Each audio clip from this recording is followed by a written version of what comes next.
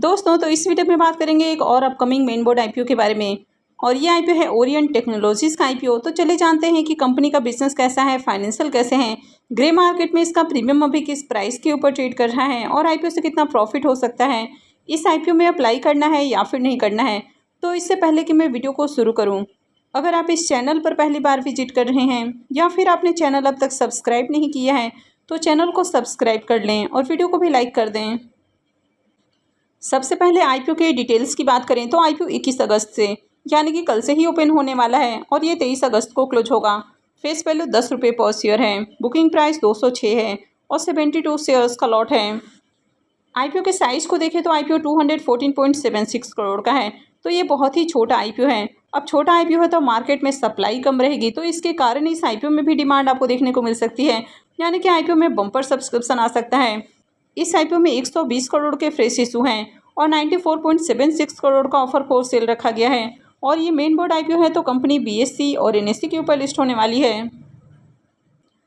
इस आईपीओ में reservation portion को देखें तो क्यूआईबीज के लिए इस आईपीओ में 50% का पोर्शन है, रिटेलर्स के लिए 35% और एचएनआईज के लिए 15% का पोर्शन दिया गया है।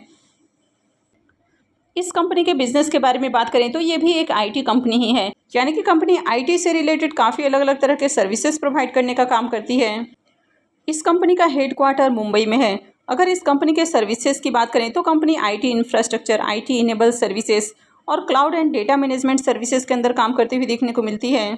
ये कंपनी पब्लिक और प्राइवेट सेक्टर के काफ़ी अलग अलग एंटिटीज़ को अपने सर्विसेज ऑफर करते हुए देखने को मिलती है, जिसमें banking, financial services, insurance, IT, health care और फार्मास्यूटिकल वाली कंपनियां देखने को मिल जाती हैं। अगर इस कंपनी की क्लाइंट लिस्ट को देखें तो कंपनी का क्लाइंट लिस्ट काफ़ी इंटरेस्टिंग देखने को मिल रहा है। तो इसमें blue chip corporate investment centre देखने को मिलता है, इसमें मजगांव डॉक भी देखने को मिल रहा है, कोल इंडिया है, तो कई सारे गवर्नमेंट एंटिटीज़ भी हैं, जैसे कि यहाँ पर वसई विकास सरकारी बैंक लिमिटेड देखने को मिल रहा है, वसई जनसंता सरकारी बैंक लिमिटेड है। इसके अलावा joint commissioner of sales tax भी यहाँ पर आपको देखने को मिल रहा है, यानी कि कई सारे गवर्नमेंट और प्राइवेट एंटिटीज़ यहाँ पर आपको देखने को मिल रही है। तो कंपनी का क्लाइंट बेस भी काफ़ी अच्छा है। अगर इस कंपनी के ऑर्डर बुक को देखें तो कंपनी का ऑर्डर बुक भी काफ़ी शानदार देखने को मिल रहा है, यानी कि 101 करोड़ से भी ज़्यादा का कंपनी का ऑर्डर बुक आपको देखने को मिल रहा है, यानी कि काफ़ी शानदार ऑर्डर बुक है। लेकिन अगर कंपनी के बिजनेस सेगमेंट की बात करें तो कंपनी आईटी से रिलेटेड सॉल्यूशंस ऑफर करते हुए देखने को मिलती है। तो इस तरह की मार्केट के अंदर बहुत सारी कंपनियां देखने को मिल जाती हैं, यानी कि लिस्टेड मार्केट में भी बहुत सारी छोटी बड़ी कंपनियां हैं और इसके अलावा लिस्टेड मार्केट में भी बहुत सारी कंपनियां इस सेगमेंट में काम कर रही हैं। इस कंपनी का जो हेड ऑफिस है, यानी कि इस कंपनी का जो कॉर्पोरेट ऑफिस है वो मुंबई महाराष्ट्र के अंदर है। इसके अलावा कंपनी के सेल्स एंड सर्विस ऑफिस की बात करें तो महाराष्ट्र में पुणे और नवी मुंबई में इनके 2 सेल्स ऑफिस हैं। इसके अलावा और भी दूसरे सिटीज़ में आपको इनके ऑफिसेस देखने को मिल जाते हैं, तो जिसमें अहमदाबाद, गुजरात, न्यू दिल्ली, बेंगलुरु, कर्नाटका, चेन्नई और तमिलनाडु है। कंपनी के फाइनेंशियल को देखें तो यहाँ पर आपको 4 सालों के फाइनेंशियल देखने को मिलते हैं, यानी कि 21, 22, 23 और 24 4 सालों का कंप्लीट फाइनेंशियल है। तो सबसे पहले एसेट को देखें तो ईयर ऑन ईयर कंपनी के एसेट के अंदर जंप देखने को मिली है। कंपनी के रेवेन्यू की भी बात करें तो ईयर ऑन ईयर कंपनी का रेवेन्यू भी इंक्रीज होते हुए देखने को मिला है। कंपनी के प्रॉफिट आफ्टर टैक्स की बात करें तो फाइनेंशियल 21 में कंपनी का प्रॉफिट मात्र जहां 13 लाख था, फाइनेंशियल 22 में बढ़ के 33 साढ़े 33 करोड़ देखने को मिला है, फाइनेंशियल 23 में 38 करोड़ और फाइनेंशियल 24 में देखें तो 41 साढ़े 41 करोड़ के अराउंड कंपनी का प्रॉफिट है। कंपनी के नेटवर्थ को देखें तो कंपनी का नेटवर्थ भी कंटिन्यू इंक्रीज हुआ है। और अगर कंपनी के रिजर्व एंड सरप्लस को भी देखें तो कंपनी का रिजर्व भी लगातार बढ़ती हुई देखने को मिला है। कंपनी के अगर बोरोइंग्स की बात करें तो कंपनी के ऊपर कर्ज बहुत कम है और पहले के मुकाबले कर्ज कम भी हुआ है, यानी कि 4 से 5 करोड़ के अराउंड कंपनी के ऊपर कर्ज है। तो कर्ज ज़्यादा नहीं है, क्योंकि इससे कहीं ज़्यादा कंपनी के पास रिजर्व है और कंपनी बढ़िया प्रॉफिट भी बना रही है। तो कंपनी का ओवरऑल फाइनेंशियल अच्छा देखने को मिल रहा है।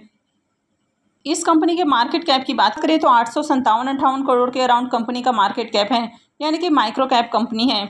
ROE 27.26 का है, तो ROE काफ़ी अट्रैक्टिव है।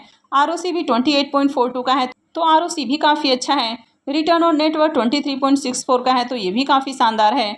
और पैट मार्जिन भी देखें तो 6.87 का है, तो ये भी ओके है। इसके पी मल्टीपल को देखें तो पी मल्टीपल 17.8 का है। तो कंपनी ज़्यादा ओवर वैल्यूड प्राइस के ऊपर आती हुई देखने को नहीं मिली है, लेकिन प्राइस बहुत ज़्यादा सस्ता भी नहीं लग रहा है। तो चलिए एक बार इसको इसके पीयर से कंपेयर करके देख लेते हैं। इस कंपनी के पी मल्टीपल को देखें, ये 17.8 का है।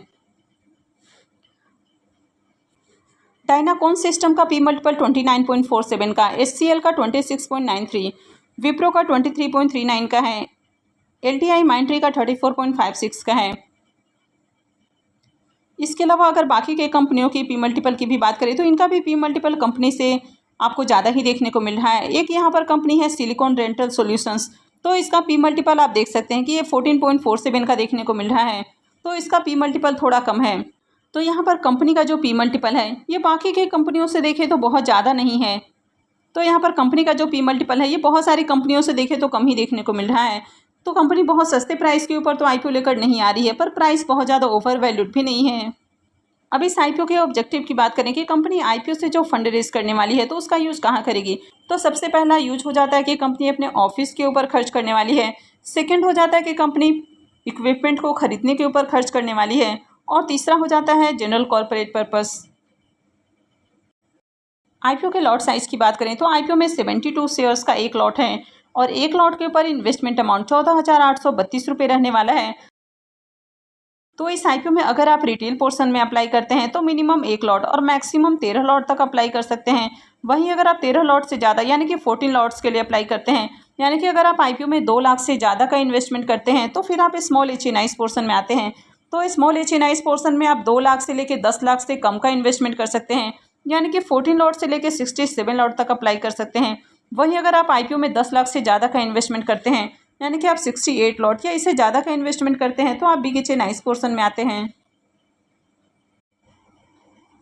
इस कंपनी में प्रोमोटर्स की होल्डिंग अभी 97.96% है और आईपीओ मार्केट में लिस्ट होने के साथ ही प्रोमोटर्स की होल्डिंग कम होती हुई देखने को मिलेगी।